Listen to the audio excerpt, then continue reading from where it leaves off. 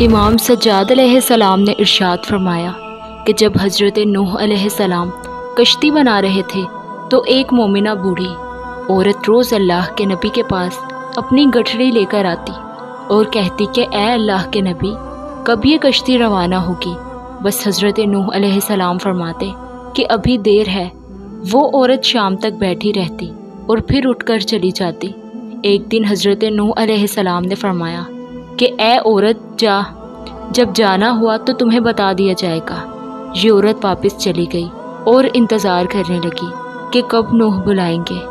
इस दौरान अज़ाब आ गया और कश्ती रवाना हो गई, लेकिन हज़रत नूह अलैहिस्सलाम ने इस औरत को ना बुलाया। ज़ाहिरी तौर पर हज़रत नूह को इसको बुलाना भुला दिया गया। जब तूफ़ान थमा तो एक दिन हज़रत नूह अलैहिस्सलाम के दिल में मोहब्बत उठी कि शहर को जाकर देखूं जहां से चला था।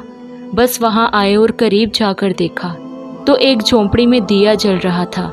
हज़रत नूह ये देखकर चौंक गए कि रूए ज़मीन पर कोई ऐसा घर भी है कि इतने अजीम तूफ़ान के बाद भी जिसमें चिराग जल रहा है।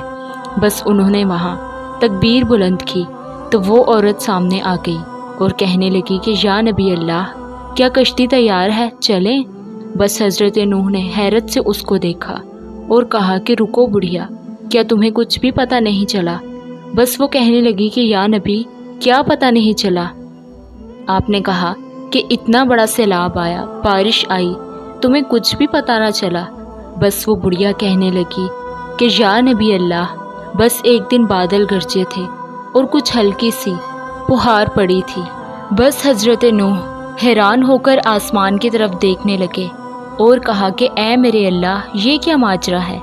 बस अल्लाह ताला ने हज़रत नूह पर वही भेजी कि ए मेरे प्यारे नबी, इस औरत के दिल में चूँकि तुम्हारी मोहब्बत थी और तुमने इसे पाबंद कर दिया था, और चूँकि तुम्हारा इससे वादा भी था कि निजात की कश्ती में इसे साथ ले जाओगे, तब जबकि तुमने अपना वादा पूरा नहीं किया, लेकिन ए नूह, मैं तो तुम्हारे वादे का ज़िम्मेदार था, इसलिए मैंने इस बुढ़िया तक अज़ाब पहुँचने ही नहीं दिया।